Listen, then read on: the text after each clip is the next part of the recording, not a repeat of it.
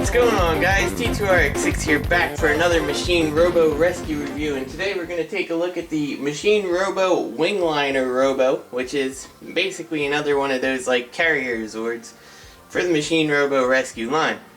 So if you're looking at the image here, you are seeing that we've got Omega Supreme here. That's certainly not our Wingliner. And we're drawn back pretty much as far as I can take the camera because Omega Supreme is a big toy.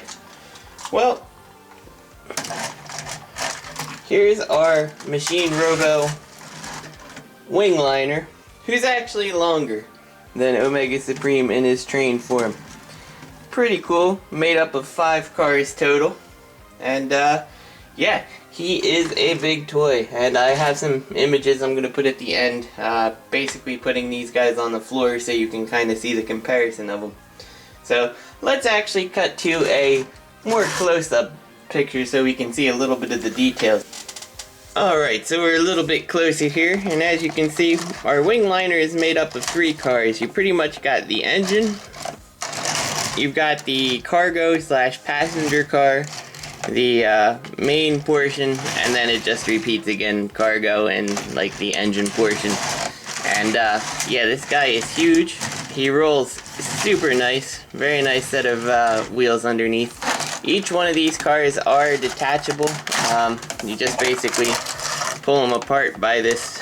It's like a friction peg here. As you pull, it's going to compress that. So you could take each one of these off. In fact, for now, I'm going to do that, just so we can show some of this a little bit easier. I just put these 2 to the side. So, like I said, this does work kind of like your carrier Zord will. So basically, each of your front engines will pop open like so, and flip down in here, and you see you've got the room for whatever you want to put in here. Now it is the Wingliner. It advertises itself as being for the jets. You just kind of store them with the wings folded up. They roll out, wings come out, ready to go. So that's what the engines do, like that. For the passenger type cars, you basically just take these and you flip them up, and you can see you've got another one of the jets stored in there. I'm going to see if I can try to get this guy into the base mode on the desk. It's a pretty big feat. So we'll just leave that like this and put that to the side, and we'll take the main body here. Now what you're supposed to do with the main body is flip these up,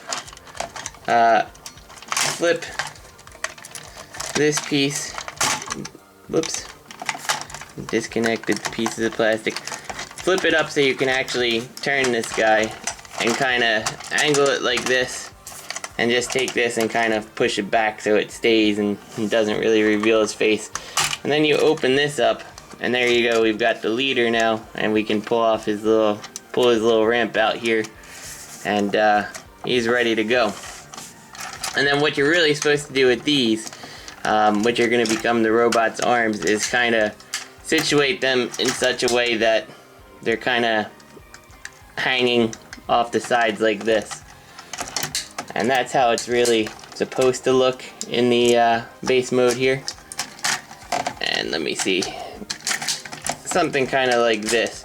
So basically, let's reattach all the pieces here, and you'll kind of understand it a little bit better, hopefully.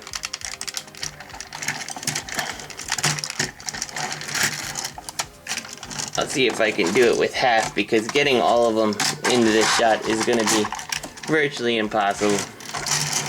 So what you're supposed to do is you'll have your base mode here like this, and then essentially this claw type gimmick thing is supposed to be coming down here to like pick up your plane out of the hanger, and it's got a nice grippy claw.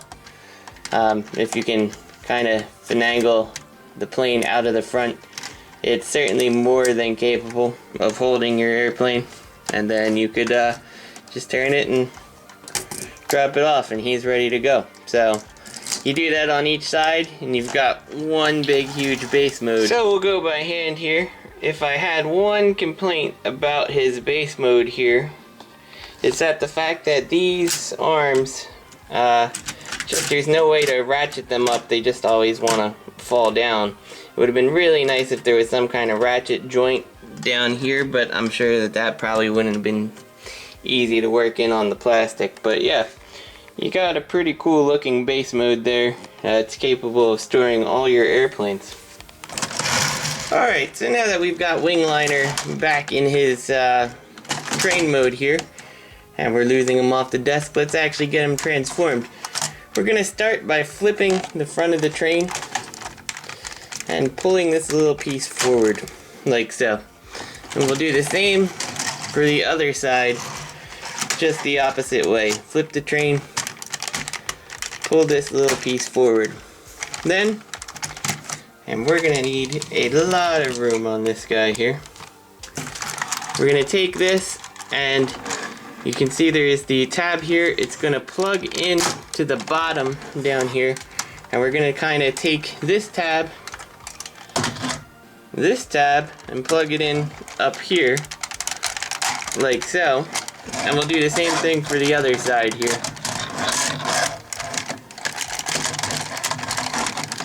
Which can be tough to do, but it'll clip in. Now we can actually look and see that we did the train feet the wrong way. Well darn. So we will unplug this one because I put it the wrong way, flip this around, and then plug it back in again. And then we'll flip these feet down like so. You can see we've got that.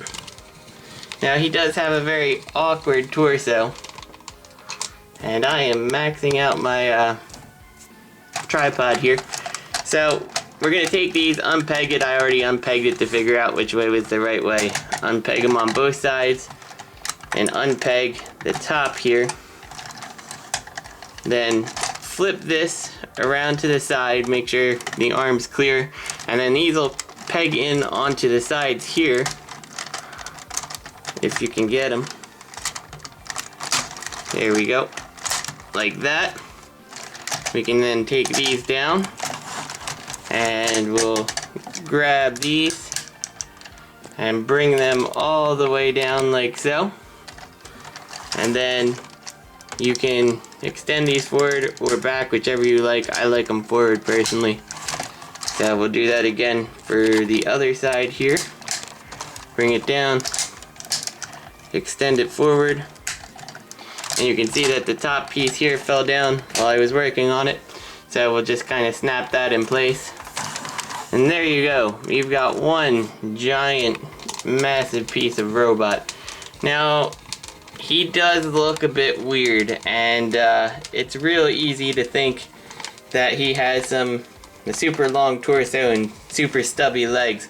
But if you actually look at how it's molded, this is designed to be like his torso part, and then where it breaks up here is supposed to be kind of like where his legs start.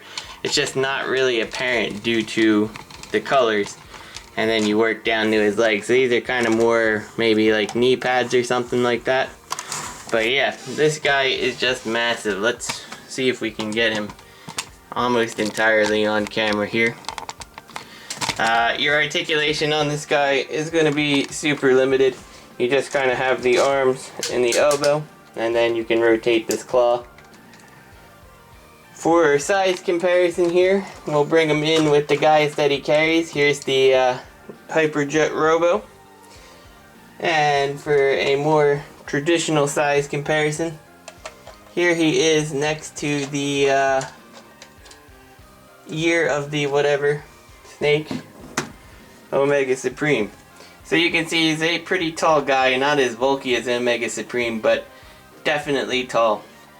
And again, this is just very much that, you know, old school GoBots nostalgia that really makes me fall for these guys. So, this is T2RX6. I hope you guys enjoyed the review. I'm sorry it was a little awkward on transformations just because of the size, but, you know, hopefully you got through it. So, I'll see you next week.